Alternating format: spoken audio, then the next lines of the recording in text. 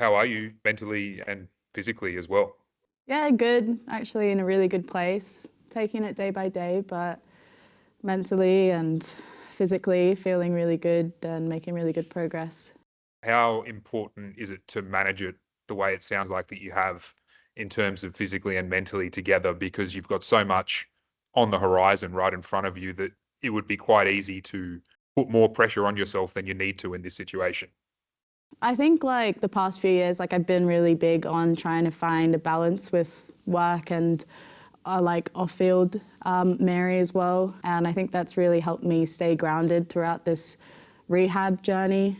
I think I'm someone who tries not to forget a lot of the fortunes I have in my life. And that's definitely helped me have a bigger picture perspective on the football. And, you know, being able to watch the girls from the side, it's been really nice to see how well they're doing and not have any feelings of envy or FOMO. I just genuinely feel happy and proud of them for how well they're playing. I love this team so much. All the girls love them so much. So it's been really nice, growth on a personal level to be able to do that, to be coming off the back of a season that individually was really good for me, and then having this injury and seeing the team do so well, even though I'm not part of that. I think I've been really happy with the way that I've responded to that and shown up for the team still as a positive energy. So yeah, that's just how I want to be as a person, and so far very happy that the way I've acted is in line with that. And it just makes me more excited to be back on the field, because I've loved being back around the team and training, and I'm excited to be part of the game day routine as well, and be sitting on the bench with the girls rather than in the stands. Would a past Mary have acted differently then? Yeah, potentially. I think in the past I was a lot more ambitious. I think that football mattered to me a lot more, and so the bubble that I lived in was very much all centered around football going well. I think that in the past it would have been harder for me to celebrate my teammates' success, even though we're all in the same team, which sounds really silly, but I think it's very easy in a competitive environment to see your teammate as a competitor as well. So it's been really nice in the last few years to kind of just reflect on the way I choose to show up for myself and show up for others in particular when I'm in working environments. And, you know, City's been great for that, because we have a team that's made up of girls that are genuinely really nice people. So it makes it a lot harder to be a shitty person at work. You know, it's everyone's being respectful and nice towards each other. So it's also pushed me to want to be like that even when things don't go right for myself or don't go right for the team. So yeah, it definitely has, my approach to football and my approach to life in general has changed in the past few years. Wanted to ask you about one of your teammates who's the talk of the competition and the game at the moment. Have you ever seen a striker in sort of on fire as much as Bunny Shaw, and how excited are you to resume what you guys were cooking last season together? Bunny's incredible. I played in France against Bunny, and I remember back then, you would just be standing on, you know, one side of the field, and Bunny would get the ball and dribble past three players and score. And it was your tactic was just, how can you stop Bunny? And then now somehow we've ended up in the same team, and it's the biggest blessing, because Bunny just gets the ball in the back of the net every game somehow. So it's been amazing to watch. She's a really exciting player to see, and she's been really consistent over the past few years. So if anything, you know, I think she fully deserves all the credit she's getting now. And I think she deserves even more for how consistent she's been. There's an Asian Cup back home in, you know, really not that far away. Having said all you've said before about football and its importance in your life, you're probably not going to get the chance to play in a home tournament again after this. We just had a World Cup, probably not going to get another Asian Cup. You know, it's a tough one. So how keen are you to be involved? Yeah, really keen. I think from the moment I got injured, there were thoughts about the Asia Cup and, can I be back before then? So it's definitely like something on my mind. I would love to be there. I think it is another amazing opportunity similar to the World Cup. Fingers crossed everything continues progressing really well. That should be the case.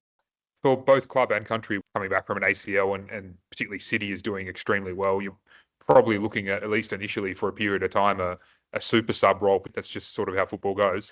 That'd be a different challenge for you, I guess, adding something different in a team that's flying in a different way to, I guess, what you're accustomed to.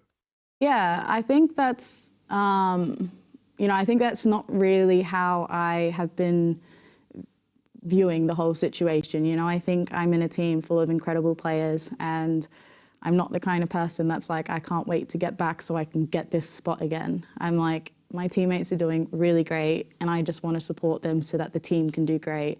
And I think that's one of the biggest things that's changed for me in the last few years, is that I really try to put the team before myself. And so for me, that also looks like me trying to get myself back in the best possible shape I can be, so that when the time does come that I get an opportunity, that I'm ready for that, because my team's put in so much work and they've been consistent with their effort towards training and in games. So with coming back with, less than half the season to go, I just want to try and give what I can to the team, whether that's from the sideline or on the field. Congratulations on the book.